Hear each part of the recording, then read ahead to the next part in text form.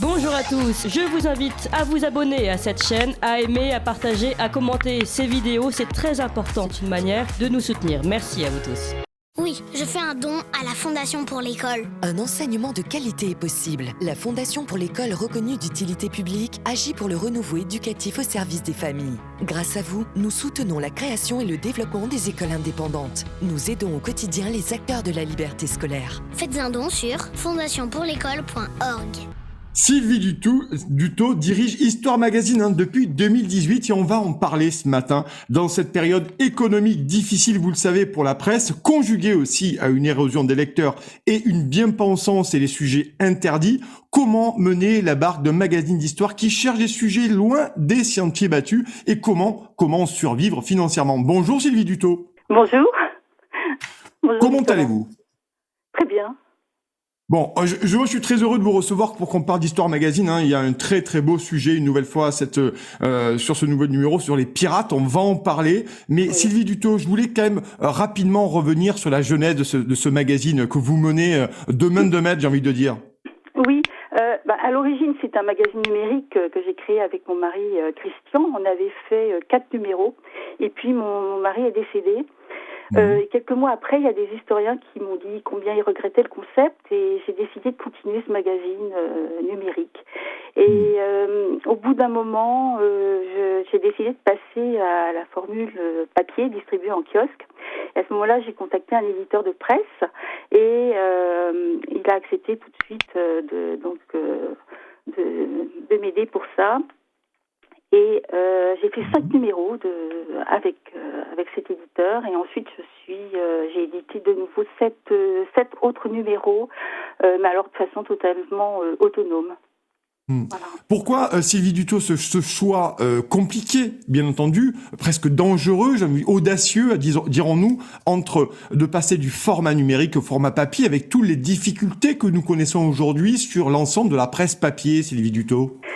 C'est-à-dire qu'au départ, lorsqu'on lance un magazine numérique, strictement numérique, sans vraiment de moyens financiers,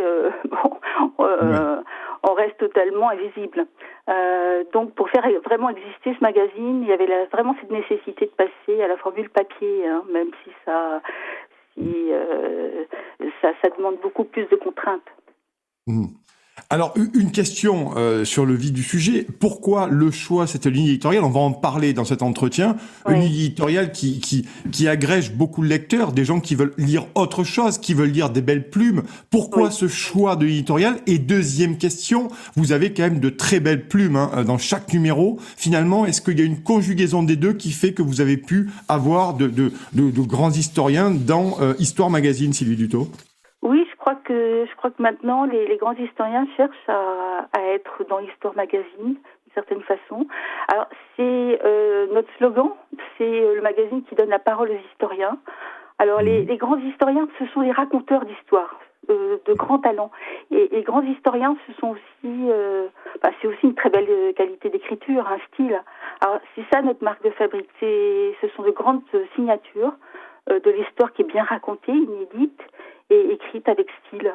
Et ce que j'attends, moi, d'un auteur, c'est qu'il nous communique sa passion, qu'il nous fasse vibrer. Alors, Maxime Tourdonnet me disait il y a quelques jours, Histoire Magazine est sur un super créneau. C'est celui de l'histoire décomplexée et sans tabou. Je crois que c'est vrai. Quand on laisse l'idéologie de côté en histoire, on a une très grande liberté. Oui, c'est intéressant. Je voudrais rebondir sur ce mot de décomplexer. Qu'est-ce que c'est pour vous, l'histoire décomplexée? C'est-à-dire que vous allez sur des sujets, je le disais en introduction, sensibles, qui sont mal connus ou parfois qui sont tabous, vous le dites aussi? Oui, c'est-à-dire qu'on ne se pose pas de limites idéologiques. Dans la mesure où on laisse l'idéologie de côté, alors on peut traiter comme ça l'esclavage sous toutes ses facettes, ce qui a été parfois difficile à une certaine époque. Oui, et aujourd'hui, c'est parce que vous avez l'appui de vos lecteurs finalement, et cela vous permet d'être beaucoup plus indépendante dans le choix éditorial, la puissance financière finalement des gens qui vous lisent et qui vous soutiennent aussi. Oui, il y a ça, mais il y a aussi le fait que je fasse appel à de grands historiens, des gens qui sont bien établis et qu'on ne va Mm. pas forcément mettre en cause. Mm. Donc voilà, Mm. je pense que je pense que c'est ça aussi qui fait notre force. Mm.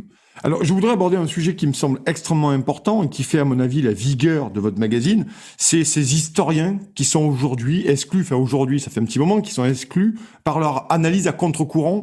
Finalement, est-ce que c'est toujours le cas aujourd'hui sur bien des sujets, avec plusieurs catégories d'écrivains, d'un côté Patrice Guénifé, de l'autre Boucheron, finalement, est-ce qu'il y a encore et vous occupez ce créneau du contre-courant également? Oui. Alors, je ne sais pas si le processus s'est accéléré, mais Oui. c'est un phénomène qui se produit de façon ponctuelle. En général, lorsque le pouvoir politique cherche à instrumentaliser l'histoire. Alors, Mm. il y a un cas emblématique, hein, c'est celui de Reynald Secher, qui avait présenté une thèse sur le génocide vendéen. En Mm. l'occurrence, c'est un travail remarquable, hein, sous la direction de Pierre Chonu et qui comptait Jean Tullard parmi les membres du jury. Oui. Mais bon, évoquer les crimes de la Révolution alors qu'on s'apprêtait à célébrer faire la commémoration du bicentenaire, c'était en 1989. C'était vu comme une déclaration de guerre. Alors, il était devenu l'homme à abattre. Mm. Bon, on pourrait évoquer, c'est vrai que j'ai évoqué la question des traites négrières, on pourrait évoquer aussi le cas d'Olivier Grenouillot, hein, Mm. qui avait Mm. travaillé sur les traites négrières et Mm. son travail ne cadrait pas avec le narratif de Madame Taubira à l'époque. Aujourd'hui, en fait, ce sont tous ceux qui livrent des analyses, par exemple géopolitiques, sur la guerre Russie-Ukraine, qui sont en Mm. décalage avec le narratif des Otaniens de plateau. Alors, tous ces historiens, ces géopolitologues sont ostracisés. Mm. Et est-ce que l'ostracisation, finalement, c'est ma question aujourd'hui, a pris plus d'ampleur? Enfin, c'est beaucoup plus large que l'accélération. On a l'impression quand même que les critiques sont de plus en plus violentes verbalement, bien entendu. Oui. Mais est-ce que c'est Oui. le cas? Est-ce que vous en pâtissez aussi en choisissant, des sujets tels que ceux-là? Nous, on se prive de rien. On donne la parole aux historiens, à tous les historiens. Donc, mais effectivement, tous ces historiens-là sont interdits de médias mainstream. Hein. Mm. Ça, c'est clair. Hein. Et donc, finalement, ils viennent aussi chez vous pour pouvoir s'exprimer dans une revue de haute tenue. C'est aussi ça, finalement, Oui, tout à fait, un oui. bol d'air frais aussi bien pour les historiens qui Oui. viennent chez vous que pour les lecteurs aussi qui sont abonnés à Histoire Magazine. Oui, bien sûr. Bien Mm. sûr. Je pense que nos lecteurs recherchent aussi cette pluralité d'opinions Mm. et de points de vue. Donc, bon. Mm. Alors, Comme moi, je je vous voudrais... dis, nous, ça nous offre une Oui. très grande liberté. Mm. Et vous, en termes d'abonnés, Sylvie Dutot, vous avez connu une progression des abonnés avec cette ligne éditoriale qui finalement est votre trésor quelque part. On va parler d'ailleurs des pirates dans quelques instants. Voilà. Oui, tout à fait, oui. On est en progression constante. Hein. En fait, j'ai commencé les abonnements, mais seulement à partir du numéro 6 ou 7. Et donc finalement assez tardivement. Et en plus, on est arrivé en pleine période de Covid à ce moment-là. Oui. Et c'est un peu compliqué. Mais c'est vrai, on connaît une progression continue du nombre des abonnés. Donc le bilan depuis le lancement, Sylvie Dutot, il est bon pour vous. Vous êtes assez confiante, même si c'est un travail de tous les jours, et j'en ai conscience. Vous êtes assez enthousiaste sur l'avenir d'Histoire Magazine. Oui, tout à fait. En fait, le bilan après 3 ans, je dirais que c'est un désir de faire toujours mieux, mais de faire vraiment connaître le magazine à tous les passionnés d'histoire. Et puis c'est aussi le désir de faire évoluer le magazine et créer tout un univers multimédia autour d'Histoire Magazine. Et puis c'est aussi la prise de conscience qu'Histoire Magazine doit intégrer de nouveaux actionnaires pour atteindre ses objectifs, parce que ça c'est ce qui nous fait défaut depuis le début. Ça, aujourd'hui, c'est une recherche que vous avez en termes d'actionnariat, de mettre un peu plus de capital, d'être beaucoup plus solide, avoir aussi un avenir et des objectifs de développement. J'imagine que ça aussi, c'est important pour vous. Oui, bien sûr, c'est important parce que c'est vraiment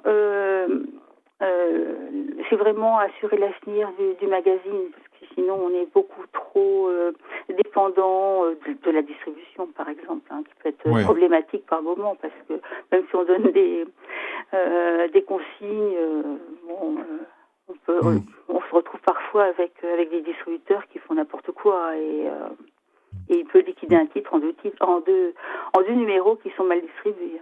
C'est ce qui a failli nous arriver d'ailleurs. Oui, et c'est vraiment des questions très importantes. Donc, nous sommes bien sûr en direct avec Sylvie Dutot. Vous êtes directrice de publication d'Histoire Magazine. Je voudrais qu'on parle de ce nouveau numéro que j'ai reçu, que vous avez la gentillesse de m'envoyer. Et alors, il est très intéressant parce qu'on a une belle photo de pirate et ça s'intitule Pirate avec un point d'exclamation. Qu'est-ce qu'on y trouve finalement dans ce nouveau numéro, Sylvie Dutot? Alors, c'est un numéro que j'ai conçu avec mon ami Guy Savrides, qui est directeur de collection et qui est un des plus grands éditeurs en histoire. Et c'est avec lui que s'est construit ce thème. Donc pour ce numéro Pirate, on l'a conçu autour de 7 auteurs, qui sont Alain Cabantou, Gilbert Buty, Pascal Charvet, Valérie Toureille, Philippe Martin, Sophie Muffat et Michel Brossard. Alors l'idée est partie, je ne sais pas si vous vous souvenez, mais il y a eu les rendez-vous de l'histoire en octobre dernier, et c'était autour du thème de la mer. Et à cette occasion, donc Alain Cabantou a fait le discours inaugural, et donc le magazine commence par un article qui est en fait le texte retravaillé de son discours inaugural des rendez-vous de l'histoire à Blois. Et c'est vraiment un bijou d'érudition. Et puis donc c'est un peu parti de là, et puis d'une discussion avec Gilbert Buty, donc qui est le grand spécialiste des corsaires et des pirates, et qui nous a fait un article extraordinaire sur les capitaines négriers qui partaient des ports méditerranéens de Sète, de La Ciotat, de Saint-Tropez, de Marseille. Et ça, c'est un phénomène qui est assez méconnu. Et puis il y a Pascal Charvet aussi, qui est un grand helléniste, inspecteur général, et lui, il évoque la bataille de Salamine et ce personnage étonnant d'Artémise. Voilà. Et donc il y a également Philippe Martin qui fait un très bel article sur le voyage de Don Louvent, qui est un moine bénédictin qui est parti à Jérusalem par la mer, et voilà, et c'est un récit vraiment étonnant d'un moine bénédictin à la Renaissance qui découvre le monde marin, et voilà. Et Valérie Toureille aussi, qui fait un très bel article sur la bataille navale pendant la guerre de 100 ans. Ça aussi, c'est un épisode de l'histoire qui est assez méconnu. Voilà, et donc tout un tas d'articles passionnants, je dirais. C'est intéressant. Alors, dernière question, Sylvie Dutot, parce qu'on arrive au terme de l'entretien. Finalement, moi, j'ai feuilleté ce nouveau numéro d'Histoire Magazine. Les gens qui sont pas forcément tous passionnés d'histoire peuvent aussi trouver leur compte. Des gens qui sont très éloignés de l'histoire peuvent y trouver de belles histoires, justement. Ah oui, bien sûr, oui. C'est ça, l'histoire. Pourquoi est-ce qu'on aime l'histoire ? Comment est-ce qu'on devient passionné d'histoire? Simplement parce qu'on s'est pris de passion un jour dans l'enfance ou plus tard pour une histoire, un récit. Et là, c'est pas de la fiction, c'est du vécu. C'est fait de chair et de sang, d'émotions vraies.